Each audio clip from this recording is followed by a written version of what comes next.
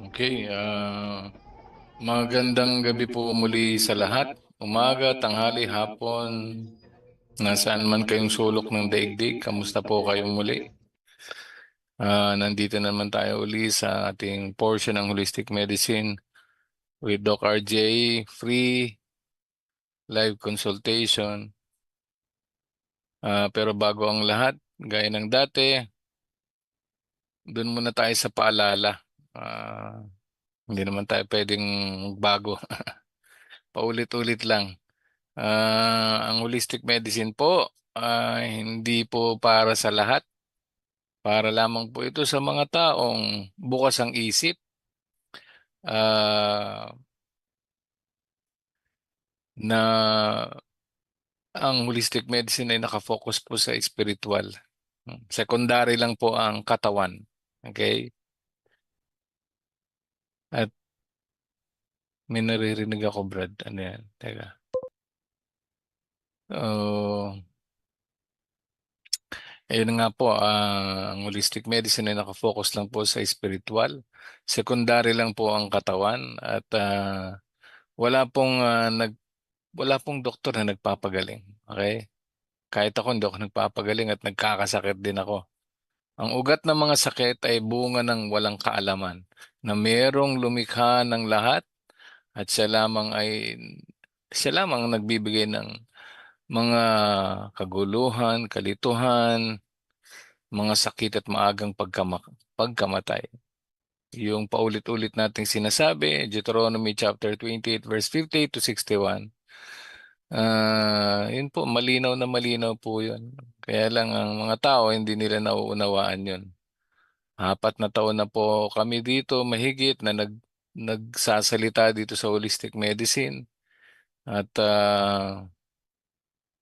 yung iba po hindi pa rin naiintindihan. Okay? So, yun na nga, bunga ng walang kaalaman na ang dahilan ay pagsuway. Yun lang po ang yun lang po ang sinasabi sa nakasulat.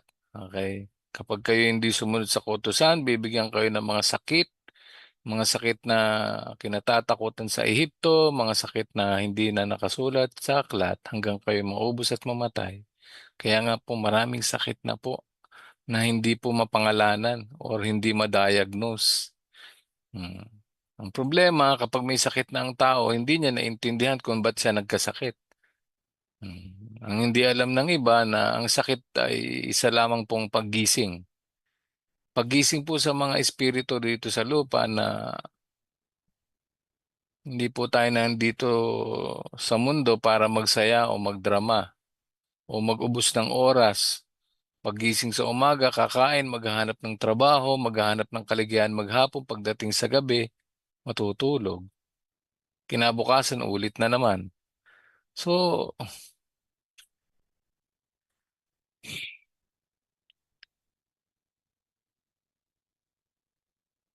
anong ginagawa natin dito? Ba't tayo paulit-ulit na lang sa ganong klase ng pamumuhay? Kasi nga, walang naintindihan ng mga tao. Kaya ganun ang problema. Walang naintindihan. So, isang araw, pag nakita mo na yung mga tao na dating ang saya-saya nila, ang lakas-lakas nila, pag nakita mo silang nakaratay na lang, nakakaawa rin naman. Pero, yun na nga po, palagi kong sinasabi, walang naintindihan eh. Ang malungkot, wala nang ang pera, uubusin pa ito dun sa kaka pa-check up at pagbili ng mga maintenance na kung tawagin ay mga synthetic drugs for medication nila. Hmm, 'di ba? Umasa dun sa tao, hindi dun sa lumikha ng tao na kaya pala nagkasakit dahil hindi alam yung pamantayan, hindi alam kung paano kumain ng malinis, kung ano-anong kinakain. Hindi alam kung anong klaseng ipamumuhay. Kaya nga na po nakafocus lang sa katawan. Kaya puro stress ang inabot. Anxiety, depression, nagkaroon na ng epekto sa pag-iisip. Kaya nga nakakaapekto na po ito sa lahat ng organs, lahat ng pagtatrabaho ng katawan. Apektado ng bituka, atay, bato, puso, baga. Yan po ang naapektuhan na dahil sa nagkaroon na ng problema sa kanyang pag-iisip at saka yung parang naapektuhan ng kanyang kung tawagin sa medisina ay central nervous system na isa yung parang CPU, di ba? Meron yung main control para mag-work ang computer. Ang pinaka-brain niya nung nasa CPU. So, ganun din ang tayo, ang katawan natin, nasa brain din, doon ang gagaling ang lahat ng signal sa brain. Kaya nga pag ito ay nagkaroon ng mga takot, pag-aalala, kahit kumakain ka pa ng masustansyang pagkain, ang ending ay magfe-fail din yung mga organs, yung trabaho nito. So, yun ang hindi nakikita kasi nga ang puhunan ng mga allopathic medicine practice ay pananakot. Hindi sinasabi yung totoo na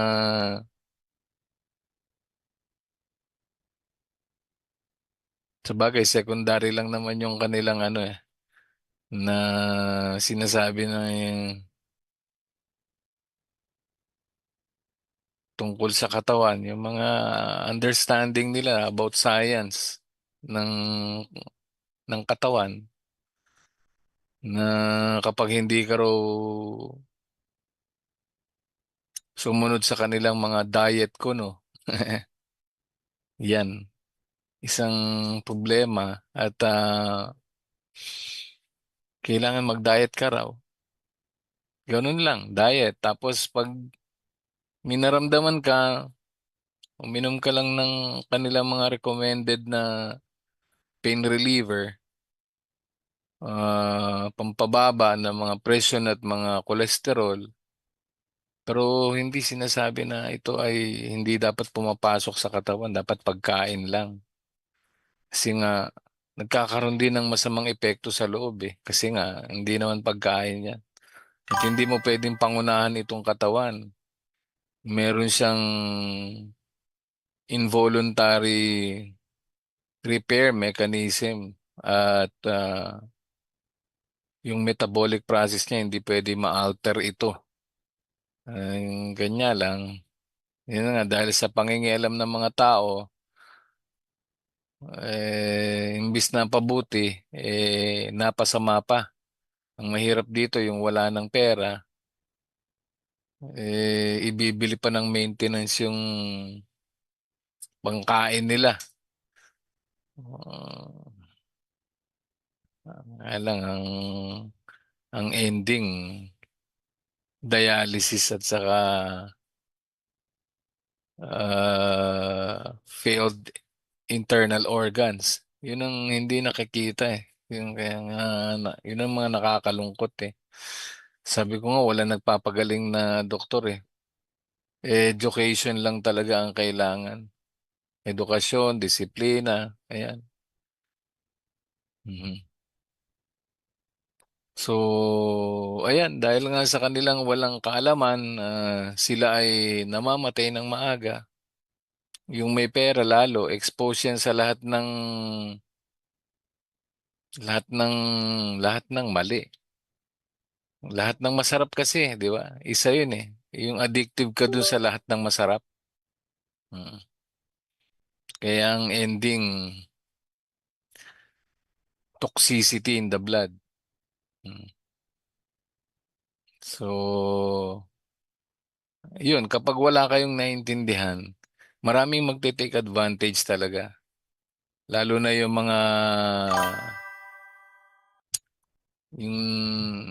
pinagmula ng mga scientific na yan na kailangang anuhin ng mga tao dahil wala silang alam eh. Tamad mag-aral ang mga tao. Hmm. Iilan lang ang nagtsatsagang mag-aral.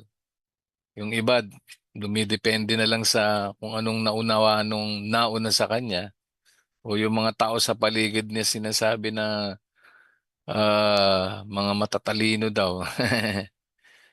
Yun nga lang, kung matalino ka, bakit? Di ba? Bakit ang dami pa rin may sakit? Di ba? Hindi pala yun eh. Hindi pala. Kaya kung ano, kahit na anong scientific evidence na sinasabi ng mga siyensya-siyensya na yan, hindi pa rin nila pwedeng pakialaman ng katawan or isurpass yung lumikha. Kaya nga, kahit naman umabot ka sa 100 years old dahil may nakadiscovery ng anti-aging daw, mamamatay pa rin naman sa huli. Hmm, May limitasyon eh. Hmm. Kaya lang, dun sa pakikialam sa katawan, imbis na humaba ang buhay, umiikli. Hmm. Na katulad na lang yung mga nataningan na may mga cancer. Imbis na hindi magpakemo, nakemo. Madami ngang nabuhay ng 20, 30 years pa nung sila ay nataningan na may cancer eh. Huwag lang pakialaman eh. Ang problema, dahil nga sa scientific evidence daw, wala daw ibang paraan kung hindi yun. Chemo, radiation, cobalt. Hmm. Ay, nako. So yan ang ano. Um, Bago tayo magtuloy din, bati muna tayo sa ating mga taga-subaybay. Magandang gabi po sa inyo dyan, Leon Mendoza, Teresita Saludes, FT Lomboy. Magandang gabi po sa inyo dyan.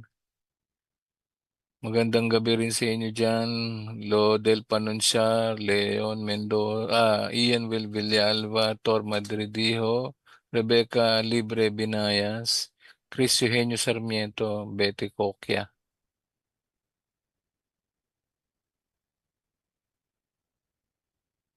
Hmm.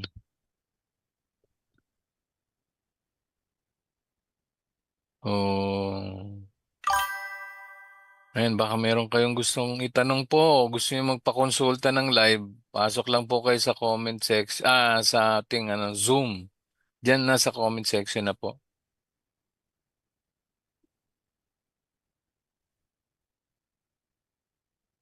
Yan. Yan, itong walang katapusan talaga yung idea ng bakulam na yan eh. Kasi nga, wala naman silang ibang management kasi akala ng mga tao yung bakulam, preventive measurement o measure daw din sa kanila or management, preventive management. No, the moment na nagpasok sa iyo ng synthetic or foreign substance, inaaral lang kung anong reaction sa iyo. Kasi inallowed nga nila yan na ipasok sa katawan para malaman kung anong reaksyon. Hmm. Kung gumagana ba yung ah, capacity to heal ng bawat isa. Hmm. Nagke-create sila, nagpapasok sila ng mga foreign bodies or substance para malaman kung nagre-react ba yung immune system ng tao. Pero ang hindi nila nakikita, Yung mismong katawan, yun lang kasi ang nag-ano, yun lang naghihilom mag-isa. Nagre-repair po. Any poisonous or toxic substance pag pumasok sa katawan, yung katawan mismo ang gagawa ng paraan para makasurvive siya. Kaya nga kapag merong ganyan, for example, yung sinasabi ko nga dati na merong nakagat ng aso, hindi mo kailangan bakunahan yan. Ang dami ko ng cases na nakagat ng aso. Kahit ako, nakagat ako ng aso, hindi ako nagpabakuna eh. Bakit? Takot ako sa bakuna eh. At saka, noon pa eh, pasaway talaga ako na na bata. Kagat ng aso. Dami kong kagat eh. Oo, nilalagnat ako natural. Yun ang response ng katawan. Lalagnating ka talaga. Of course, nagkumakalat yung ano, yung bacteria or viruses na galing sa kagat. Oh, lalagnating ka talaga. Kaya nga napakahalaga ng tubig asin. Hmm. At yung katawan mismo ang ano, ang gagawa ng paraan para makasurvive ito. Ang mahirap lang kasi kapag nakagat ka o natuklaw ka ng ahas at malapot ang dugo mo, hmm, cardiac arrest, isa yun. Kasi kailangan itapon ng katawan mo kung ano man yung laso na yan. Pero may mga nakakasurvive. 'Di ba yung mga ini-injectan nga, nag-inject nga sila ng anti-venom, pero venom din ang laman nun. Yung mga anti-rabies, yung mga bakuna sa rabies, rabies din ang laman yun.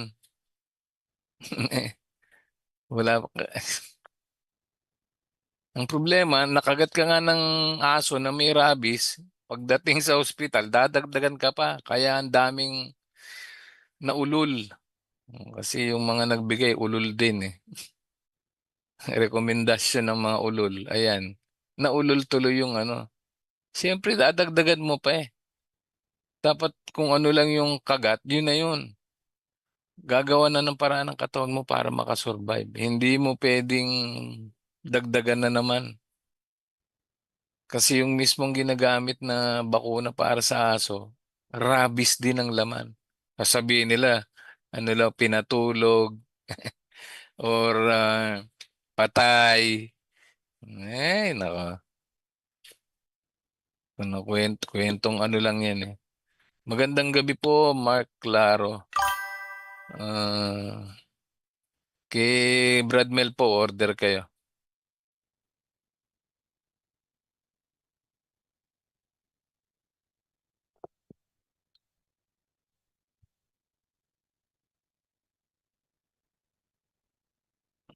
Mm.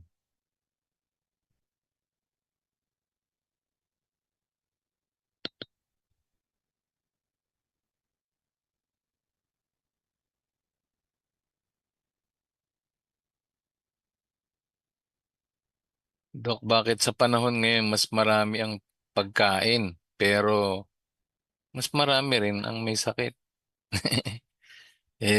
Ito namang, ang pagkain kasi, sa tutuusin lang, kainin mo na lahat ng gusto mong kainin. Huwag lang yung mga basura talaga na pinagbawal. Kasi maraming bacteria and parasite yun.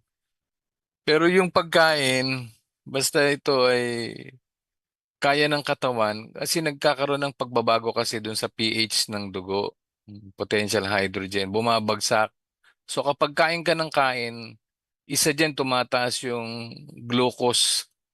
So ang susunod na mangyari, lalapot yung dugo.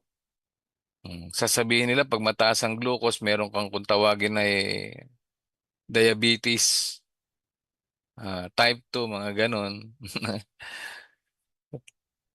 Kasi nga mataas yung glucose mo eh. Pero hindi inisip nung mga gano, naturalmente kumain ka, tataas yung glucose, lalo na kung mahilig ka sa carbo. Hmm. Kaya nga ang isang susunod na sakit mo naman dahil pag mataas yung glucose, may chance na lumapot ang dugo. Ang susunod na kakambal na sakit mo, high blood pressure. Of course, kapag malapot na yung dugo, hirap nang bumomba yung puso. Magkakaroon na ng puwersadong pagbomba. Eh, meron maliliit na dalo yan. Kaya yun, isa pa yun. Lumalapot na yung dugo, meron pang maliit na dalo yan. So, kaya nga nagkakaroon ng presyon or pressure. Yan. Kaya yun yung high blood pressure. Tapos nagkakaroon ka ng mga yung mga pumipitik-pitik nararamdaman mo kasi nga para kang nagbukas ng gripo na may hose, subukan mong pigilin. Ramdam mo yung galaw ng tubig sa loob kasi nga merong mga maliliit na daluyan na may dumadaan doon na dugo.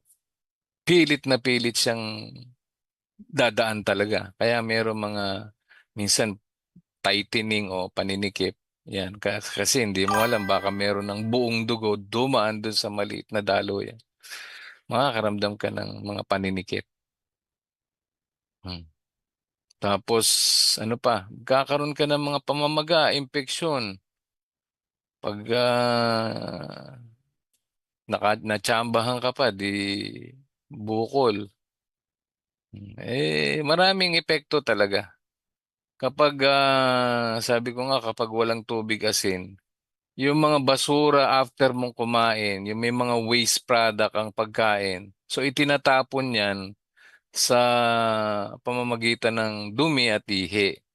Mas maganda nga kung nagpapawis kayo. Isa rin yun. Pero ako, malakas akong kumain. Pero ba't ako walang sakit? Kasi alam ko kung paano itapon yung dumi. Alam ko paano i-maintain yung pH at sa awa ng may likha, umiiwas ako sa mga lasyon hara. Yan. Lasyon hara, ibig sabihin, evil tongue. Yan pong hindi nakikita ng mga tao. Nagkakasakit pala sila dahil sa kanilang mga dila. Powerful po ang ang salita. Kaya ingatan niyo ang mga bibig ninyo na yung cursing. Kaya nga yung may mga Facebook o huwag na kayo mag-post ng kung ano-ano sa Facebook ninyo. Bakit? Hindi nyo alam, merong nagka-curse na sa inyo sa Facebook. Hmm. Imbis na i-bless kayo, ika-curse kayo niyan. Hindi nyo alam, nagkakasakit kayo dahil pala sa mga curse o sumpa. Kasi nagpakita kayo na kayo ay nasa magandang sitwasyon, merong kumakain kayo sa hotel, galing nagpasyal kayo, namamasyal kayo, o marami kayong ginagawang activities na ikaiinggit ng iba. So, hindi nyo alam, may naiinggit sa inyo at saka curse kayo. Kaya nga ang buhay ninyo, kung maaari, inyo na lang. Itago nyo na lang. Kasi hindi nyo alam, dyan din ang gagaling ang sakit. Kaya nga, di ba? Powerful ang salita. Nakakamatay. Yun pong may bakuna dyan. Tanong na po kayo. Gandang gabi rin po ni Kanor Gatchalian.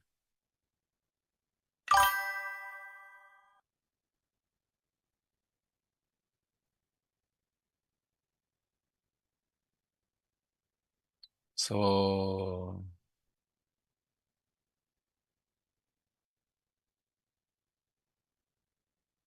yun, baka may gusto pa kayong itanong dyan. Hmm.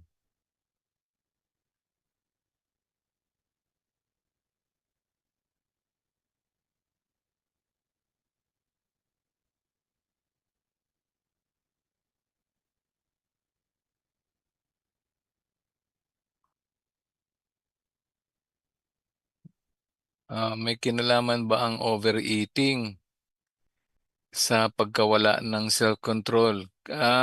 Kapag overeating, wala na nga self-control. Kasi overeating na nga, hindi niya na nakontrol eh. Kasi nga because of addiction.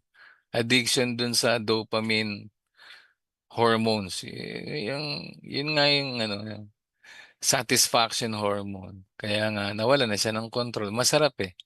Yeah. Halos naman lahat ng tao na dyan nagfi-fail eh. Physical kasi. So, kung yan ay ah, may control pa, hindi mangyayari yun. Kaya nga face the consequence kapag meron kayong nagagawa at meron na kayong mga nararamdaman na hindi maganda. It's either lumabis ka na o sumobra ka na. Yun yan. Physically, pwede yung mga pagkain or any addictive to any pleasure. Yan, merong consequence yan pag sobra na. Hmm. Dok, saan nakuha ang appendicitis? Kasi po, yung kaibigan ko, inoperahan sa appendix at bago inoperahan namamalipit sa sakit.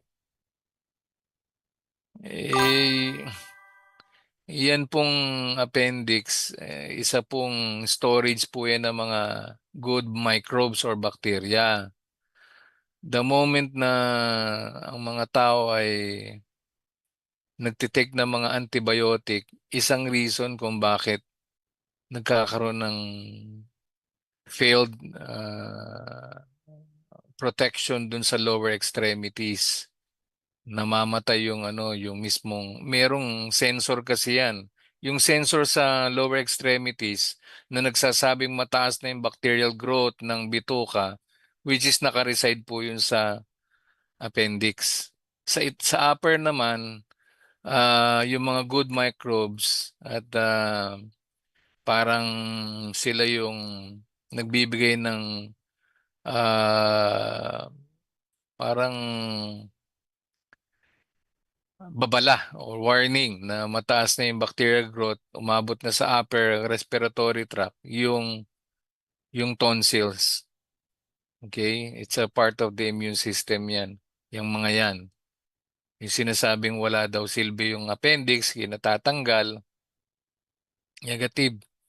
Diyan po naka-stored yung mga good microbes at saka yung ibang ah, or ibang defense mechanism na kailangan ng katawan natin to defend ah, yung colon. So kapag wala na yung ano, dahil mostly yung antibiotic, yan po, baka may nagte-take pa nga siguro ng mga, lahat ng synthetic drugs, lahat ng ano, yun, isa yun. Kaya pag namatay yung ano na yun, mga microbes na yun, dahil nagte-take ng mga synthetic drugs, yun, naapektuhan yung appendicitis, wala nang ano, isang reason na kumbaga so pinapasok na rin siya ng bacteria, imbis na good microbes, mga tawag dito, mga pathogens nang nakareside doon. So, yun. Yun ang hindi magandang nangyayari. So, nagkakaroon ng inflammation. Pero kayang habulin pa yun eh. Kanya lang, yung pain kasi, ayaw ng mga tao na may pain. Kaya lang ang ending kasi kapag wala ng regulator or para bang walang walang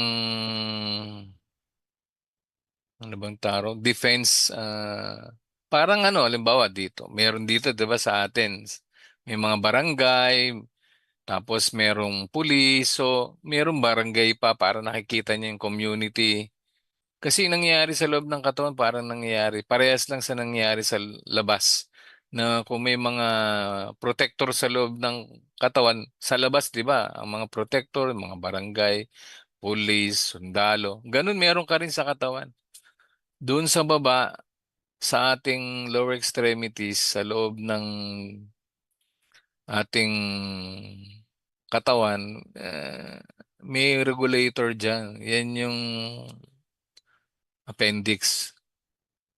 Kaya nga nagkaroon ng appendicitis or inflammation of the appendix.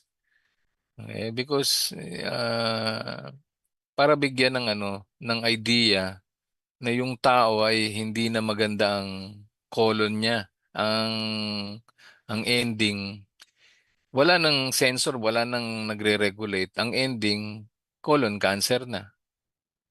Hmm. Maraming hindi alam na yun pala nagbibigay ng signal. No, mataas na yung parasitic growth mo dun sa lower extremities dun sa colon mo. Sino magbibigay ng idea nun? At ang trabaho kasi ng mga microbiome doon para labanan din yung mga bacteria na magustong or mga pathogens na gustong ah, sirain yung colon. So, yun ang nangyayari. Kapag yun silang tinalo na sila, hanggang lahat tatamaan talaga magkakaroon ng pamamagayan.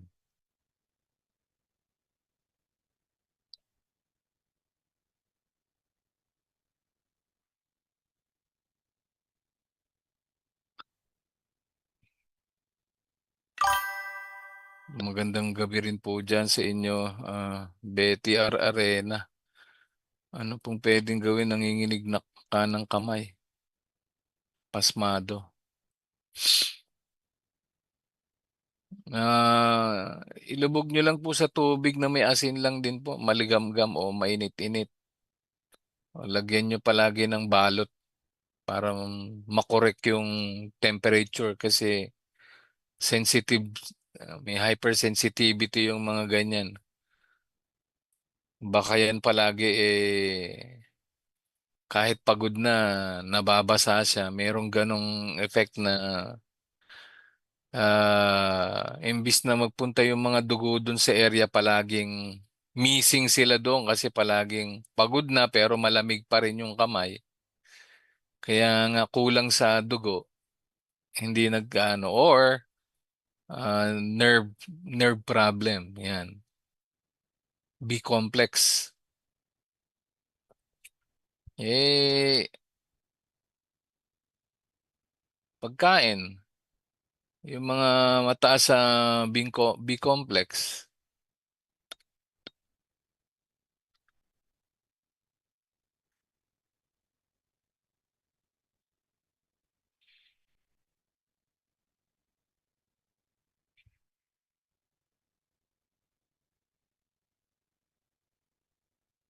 yan, ano,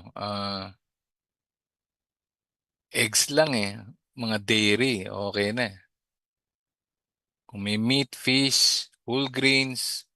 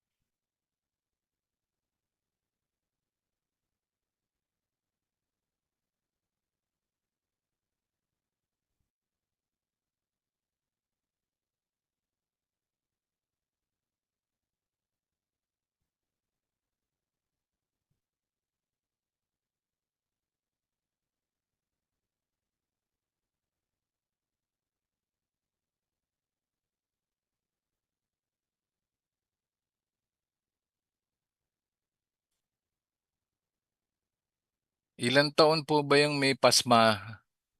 Lalaki po ba ito, babae? Gaano katagal na po yung pasmado? Kasi pwedeng hindi natin alam. Baka meron ng ibang dahilan yan. Pwedeng neurological condition na. Like yung mga Parkinson disease, hindi natin masabi.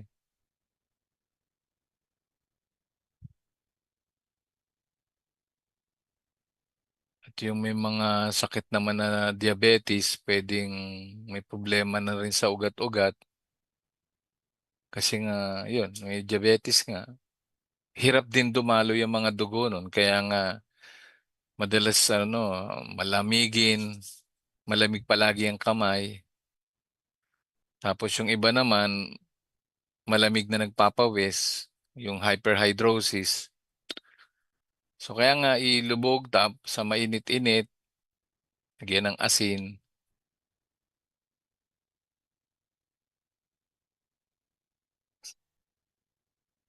Ano po ba, baka po ba may iniinom na maintenance po yung sinasabi niyong pasmado?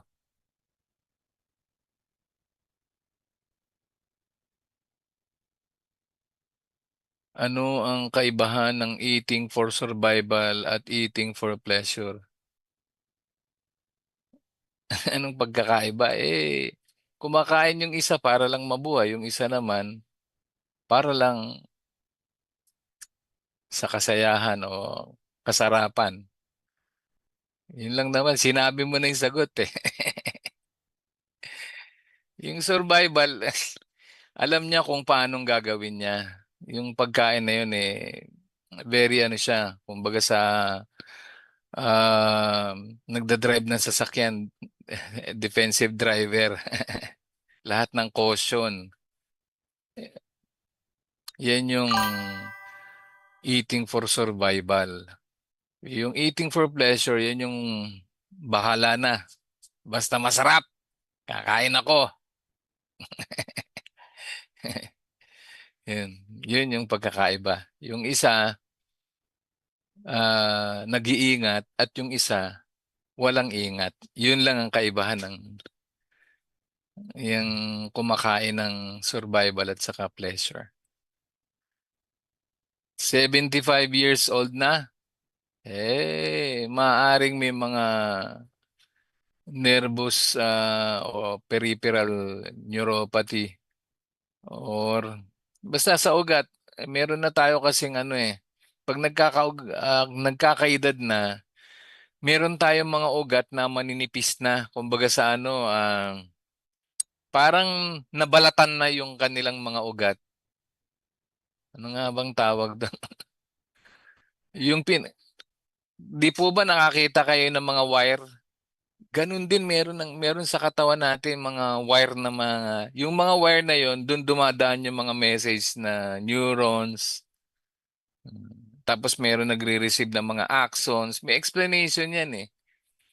Yung mismong talukap nung ugat na yun, parang talukap ng mga wire na yun, nabalatan na. So meron mga electrical sensation na nararamdaman na nagkokos ng panginginig. Yan, kasi nga weak na yung ano, yung mga ugat. Meron ganun pong sinasabi sa mga pag-aaral. So kapag nagkakaedad, meron mga ganyang kaya nga napakahalaga ng mga yan, kanina nabanggit ko na yung mga fats kasi isa yun sa nakakatulong at saka yung mga B-complex for repair ng mga cell tissue na yan.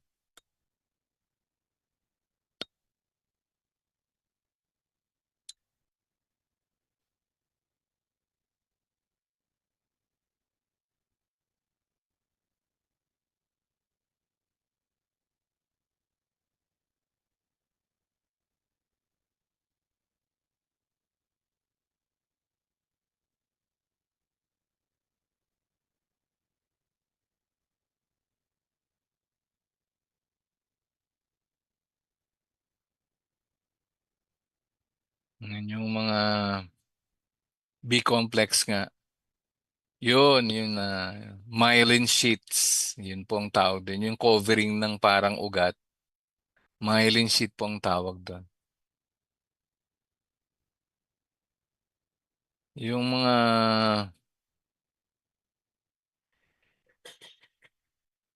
mga dark leafy greens, mga itlog, mga lean meat, yan. Mataas po yun.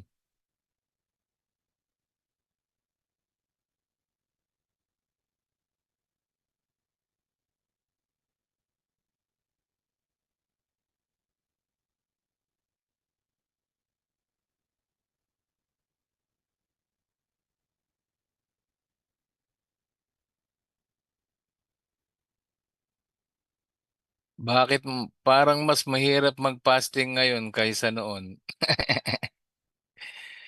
Mahirap mag-fasting kapag wala kang disiplina talaga. Kasi sabi ko nga, yun lang disiplina ang problema talaga.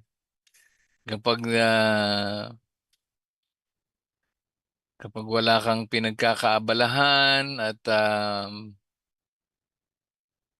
yung oras mo ay nawawala ka dun sa, sabi ko nga, sa spiritual.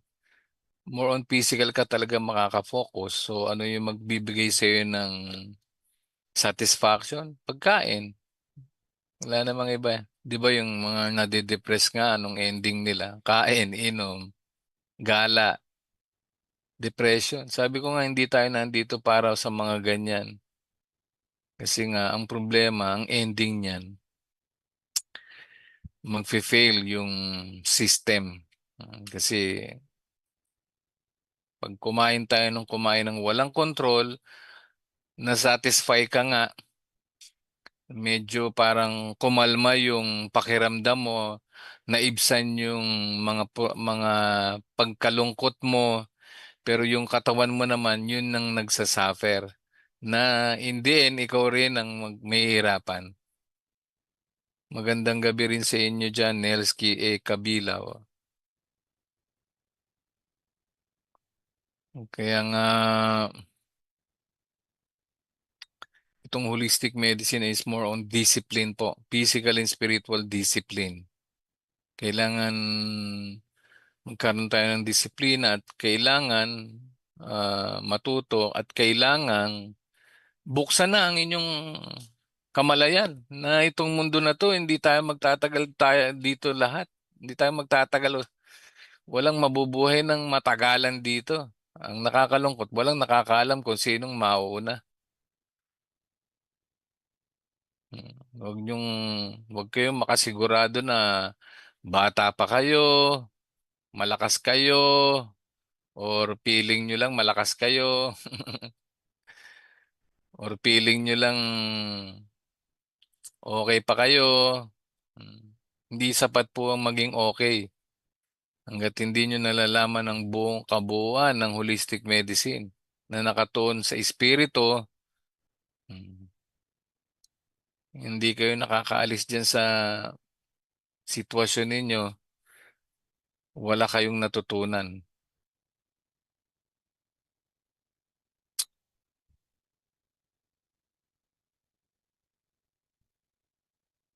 May connection ba ang disiplina sa pagkain at spiritual growth? Anong tanong yan? Siyempre naman, yun nga ang dinidisiplina natin kung paano kumain. At itaas yung kaalaman sa spiritual dahil tayo mga espiritu. So, yung disiplina, isa lamang pong itong pagpili or choice kung gagawin mo ito. Kasi kahit ang mga tao alam nang may consequence or merong kapalit yung mga bagay-bagay na pagdidesisyonan mo, tinutuloy pa rin. Di ba? So, yun, disiplina, it's all about control yan eh. Kailangan ma-control mo yung physical pleasure. Dapat mag-focus ka dun sa spiritual pleasure.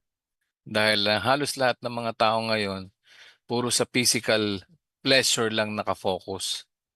Ano magpapasarap sa katawan? Pagkain ba ito? Sex ba ito? Bagay ba ito? Tao ba ito? Lugar ba ito? Pera ba ito? Lahat. Yung isang araw,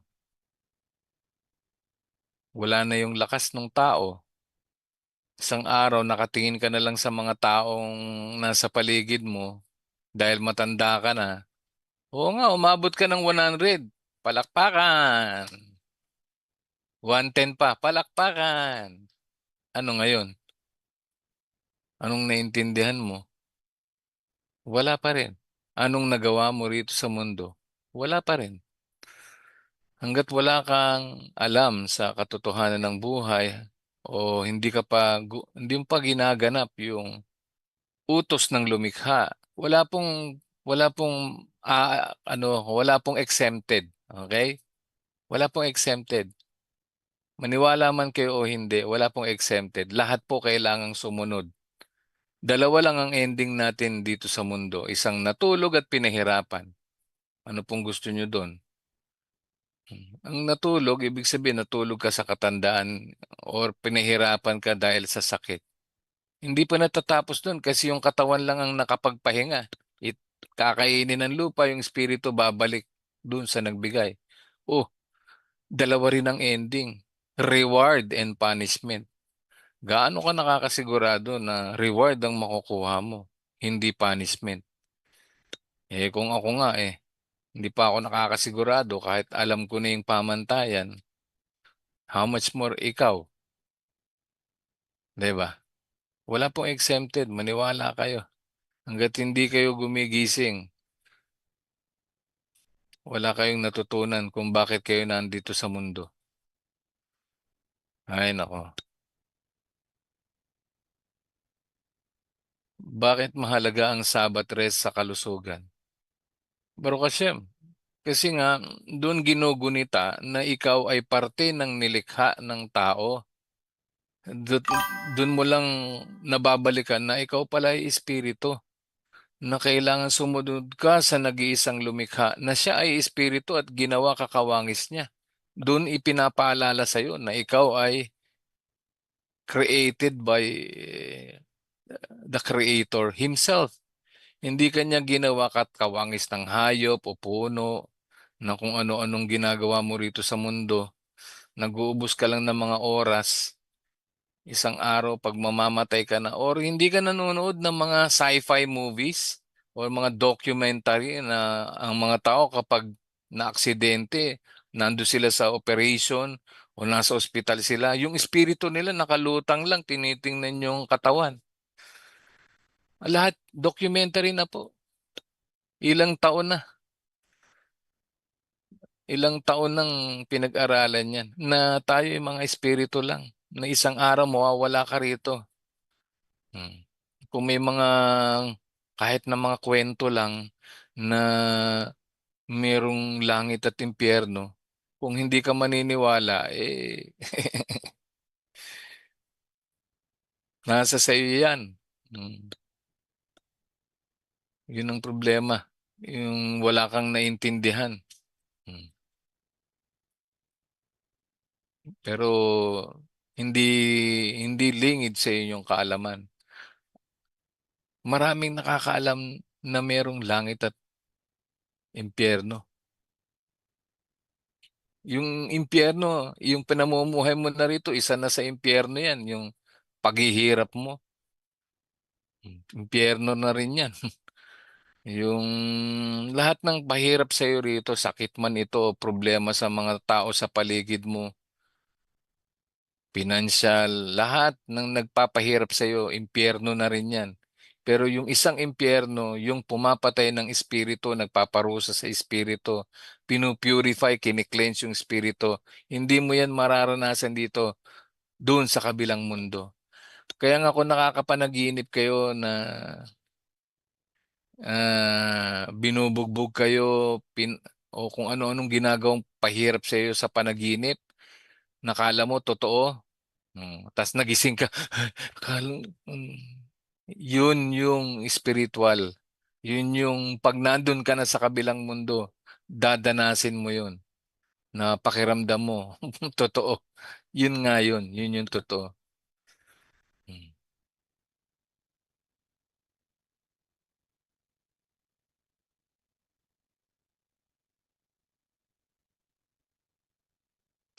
Ano lusmindatan? Ah, huwag po yung kalimutan lang isa sa takot takot pero naman kailangan din pala to balance ang tubig, asin at sa hindi ko magets ano to.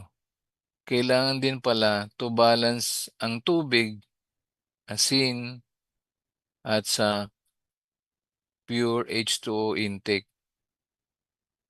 Ano po ba yung na-experience nyo, Ma'am Luz Biminda? Kailangan, ang nagbabalance po ng tubig at asin ng katawan natin ay yung kidney. Lahat, huwag po kayo matakot sa tubig at asin o tubig pala na may asin or asin by itself. Huwag kayong matakot dyan. Ang nagbabalanse ng tubig, lahat ng mineral, kasama na yung asin, yung kidney.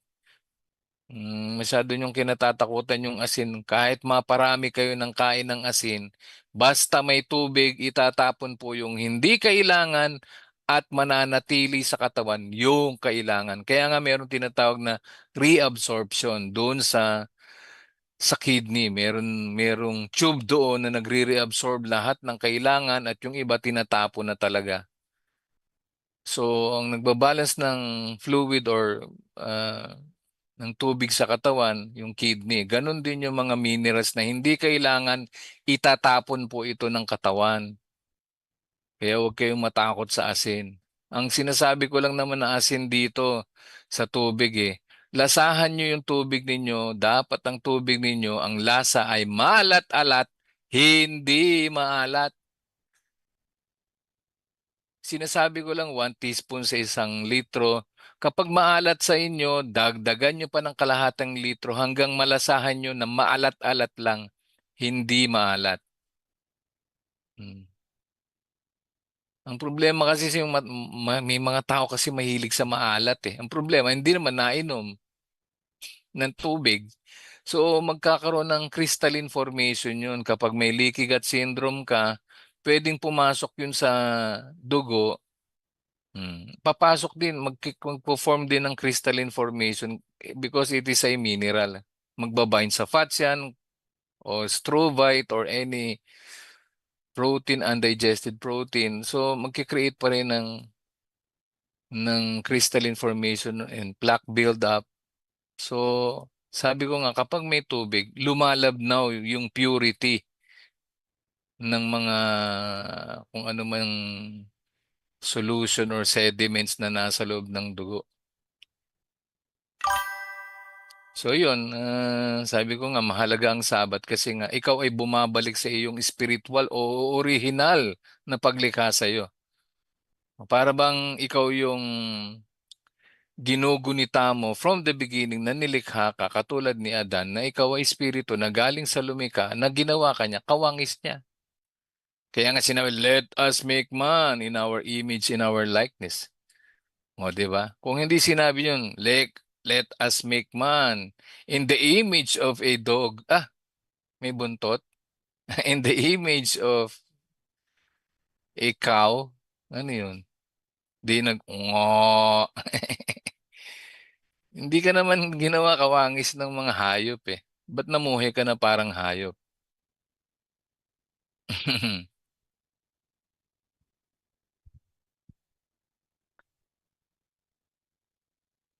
Ano ang isang Torah principle na makakatulong sa health ng tao? Torah principle na makakatulong sa health ng tao. Of course, wala namang iba eh. It's to obey in general. Obey. Hmm. Sumunod. Sumunod dun sa pamantayan. Lahat yun. Kung may kinalaman sa pagkain, sinabing huwag mong kainin yung mga basura, eh, at yung pakikitungo mo sa mga espiritu rin sa paligid mo. Hmm. Kasi nga, yun ang parang susi eh. Susi sa lahat na kailangan mo talagang sumunod eh. Wala kang pagpipilian eh. Bakit? May parusa eh. Di ba? May parusa eh. Mm. Hindi naman ako papayag na sumusunod ako tapos ikaw hindi tapos parehas tayo ng patutunguhan sa huli. Hindi naman ganun. Lahat tayo magkakapatid. Isa lang ang pinanggalingan natin. Tayo nanggaling sa hininga ng lumikha. Hindi ko alam sa iyo kung ikaw ay galing ka sa parang kabuti. Na basta na lang tumubo dyan. Hindi eh. Hindi ganun eh. Lahat tayo eh. Anak ng lumikha. Kanya lang, nasaan ka doon? Ikaw ba ay sumusunod sa kanya o sumusuway? Dalawa lang din naman ang Pagpipilian mo, susunod ka o hindi. Di ba? Yun lang naman eh. Kaya lang yun. Aralin yung maigi na saan kayong side. Di ba? Kaya nga, tanungin niyo yung sarili niyo. Ikaw na yung pinakamayaman. Anong gagawin natin kung mayaman ka? Pag nakarating ka na ba sa itaas, sasabi, ikaw pala yung pinakamayaman sa lupa, dito ka ha, sa kanan ko. Hindi naman ganun eh. O ikaw na yung pinakamaraming natulungan dito. Ano ngayon? Dito ka sa kanan, sa kaliwa ko. Walang ganun. Pero, pamantayan pa rin yon. Pero yung pagyaman, walang sinabi ganun. Yung makatulong ka sa mga tao, oo. Kaya lang kung isa lang yun, marami yung pamantayan, 613 nga eh. Ano yung iba? Hmm, di ba? Kaya nga, dito sa holistic medicine, yung espiritu ang kailangan natin i-educate. Kasi pag nalaman yung totoong kalusugan ng espiritu, kasama na po ang katawan. At magkakaroon kayo ng katahimikan at mawawala na sa inyo ang takot at mabubuhay kayo ng totoo. Hindi yung puro kasinungalingan. Hmm. So dapat yun, yun nga, malalim ang holistic medicine. Sabi mo nga, ang mga tao, ang problema lang talaga, tamad. Yun lang talaga, wala tayong magagawa eh. Yun lang naman ang problema ng tao, tamad eh. Wala tayong magagawa. Mas maraming oras sila dyan sa mga bagay-bagay, pero pag meron na silang nararamdaman, ayan na. Kaya lang, kapag meron pride and ego, hindi pa rin. Di bale na mamatay, sabay-sabay na kami. Kasi halos lahat nga nung lahi ko, matitigas ang ulo eh. O di sabay-sabay na lang kami. O, di ba? Ganon ang mga tao. Di ikaw. Ikaw yan. Ikaw yan.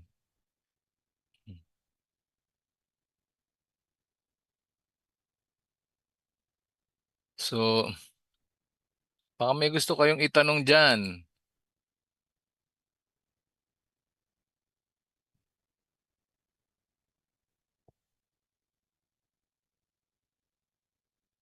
Ano ba nag-text?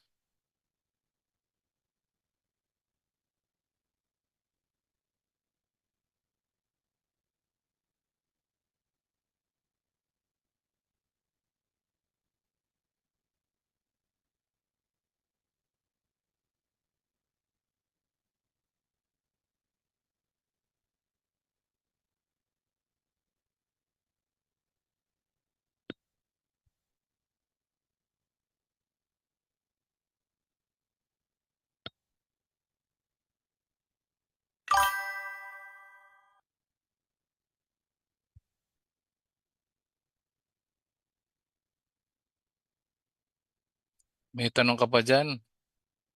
Ay, pala si Kuya Edwin. Edwin, gusto ka dyan?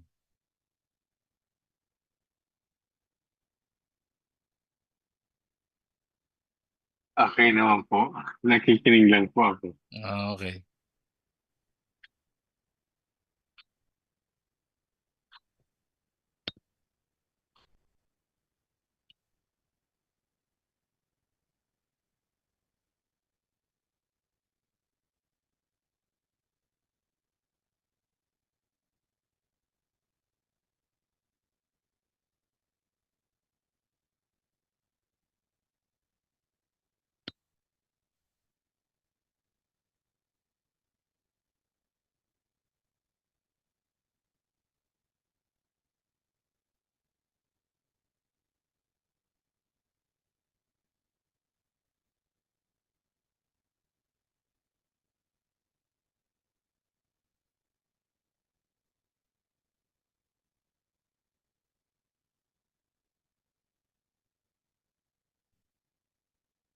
Ano ang relasyon ng obedience at saka wellness?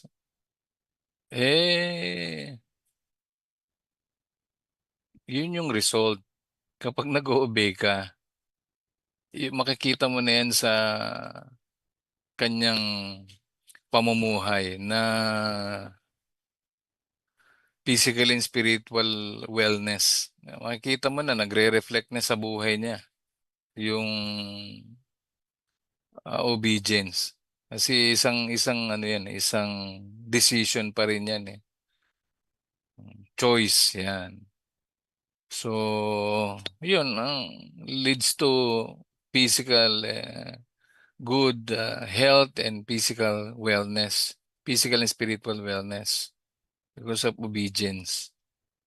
Hmm. Kasi kapag walang obedience, huwag ka mag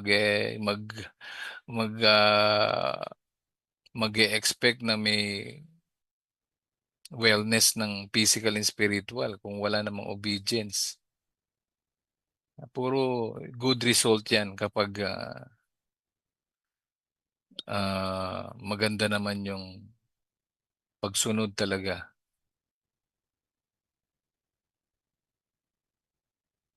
May bibila rin ng ano, anong may tinangas pinag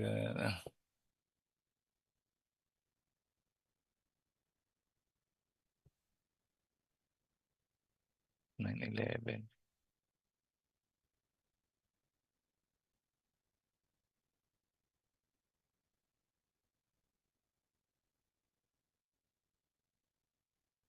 Para din sa mga nakikinig, para maiwasan din yung mga stress, anxiety, depression, wag po kayong mga makinig ng mga negative na mga balita, yung mga tao na wala nang ginawa kung hindi magkwento ng mga negative. Kapag walang kinalaman sa spiritual at hindi mag-grow yung spirit ninyo, walang kinalaman sa salita ng lumikha, huwag niyo pong bigyan ng oras yung mga yan. Mai-stress kayo talaga dyan. Oh, sinasabi ko pa lang, ito na yung tanong. Nagkaabot tayo. Paano naapektuhan ng social media ang kalusugan? Yun na nga, nagkokos ng anxiety, depression, kasi nga, nag-feed sa'yo ng ano, yung tinitest ka, yung patience mo, kahit hindi mo sila mm, kasi 'di ba, tayo kasi meron tayong justice eh. Meron tayong thoughts ng mga gusto mong justice. Kasi alam natin, sinabi naman, justice, justice shall you pursue. Dapat ipatupad mo yung hustisya talaga. Hmm. So, meron tayong built-in na gusto natin talaga ng katarungan. Hmm. Lalo na pag may nakikita tayong inaabuso, di ba? Yung mga nakikita nyo sa social media, halos lahat yan. Puro negative. Yung iba naman, sa akala natin, nag-release talaga ng calm or calming effect or positive energy, which is akala lang natin yun. Na kapag nakapanood ka ng mga akala nila, yung iba yung drama. Yung drama nga, negative pa rin yan eh. Basta pag walang kinalaman sa salita ng lumikha, ang tinutukoy kong lumikha yung nasa tanak po ha. Hindi po kung sino-sinong Diyos yan. Kapag hindi siya mang pinag-uusapan dyan, huwag niyong panoorin yan. Walang kwenta yan. Dapat lahat ng turo ng nag-iisang lumikha, yun lang ang panoorin at pakinggan ninyo. Yun po yung gamot na po yun. Yun ang hindi nyo nakikita sa holistic medicine. The moment na matuto kayong magbasa ng aklat ng buhay, isa na pong, lalo na kung naintindihan nyo, kasi yung iba nagbabasa lang, hindi naman naiintindihan. Kapag naintindihan nyo, nagiging gamot po yun, yung salita ng lumikha. Lalo na kung nalaman nyo yung 613. Gamot po yun sa espiritu, gamot po yun sa ating, especially yung bones natin. Hmm. Kaya lang hindi alam ng mga tao. Kaya nga parang parang ano ko rito pag nagsasalita ako parang wala lang. Ano kaya yung sinasabi ni Doc? Hangga't hindi kayo nakaka-attend ng Torah study, hindi nyo talaga ako maintindihan. Mostly ang naaabot lang ng inyong kakayahan yung ah, ideology of man. Like yung mga scientific base na understanding. Yan lang. Pero pag spiritual, nako, aantukin kayo. Mm. Di ba pag nagbabasa kayo ng mga Bible ninyo, inaantok kayo. Kasi nga, hindi kayo pwedeng matuto. Patutulugin kayo ni Satan, ni Hasatan. Hoy, matulog ka. Huwag mo aralin yan. Matulog ka. Matulog ka. Matutulogin. Kaya walang natutunan yung mga tao. Subukan yung labanan yung antok nyo at pilitin yung intindihin yung binabasa nyo. Marami kayong madidiskubre. Kasi ako, hindi naman ako nagsasalita ng ganito kung hindi ko na experiences na napatunayan. Totoo bang masyado nang mabilis ang takbo ng buhay? Hmm. Maikli lang talaga ang oras natin dito. Kaya nga, dati ako, ano lang ako easy go lucky lang. Sabi ko, ang motto ko nga sa buhay enjoy life while young. Magsaya tayo hanggat bata pa. Yan. Puro ganun lang. Hindi ko nga lubos maisip na isang araw andito ako nagsasalita. Isa ako sa walang pakialam sa buhay. Buhay ko, oo. Gusto ko masarap palagi, saya, inom, barkada, di ba? O dumadating sa punto na kailangan mong magising eh. Kaya nga ang nagpagising sa akin yung mga test. Yan ang naggising sa aking kamalayan. Sana kayo ganun din. Kasi wag niyo nang intayin na umabot pa kayo sa nakaratay na lang kayo bago nyo alamin kung anong katotohanan ng buhay. Hangga't hindi kayo nakakapag-aral ng Torah at hindi nyo naiintindihan yung sinasabi ko, eh, hanggang dyan lang kayo. Hmm. Masarap mag-aral, pero sa spiritual kayo mag-focus para yung pananatili nyo rito ay magkaroon ng kabuluhan. Okay? Kasi wala, kung ano-ano na lang ang pinag-uusapan sa mundo eh. Puro na lang pleasure eh. Puro na lang pride, honor, title, 'di ba?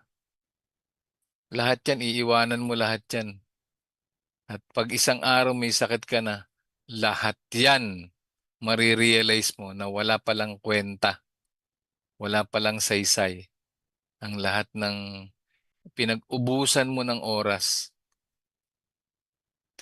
Ay nako, anong oras na?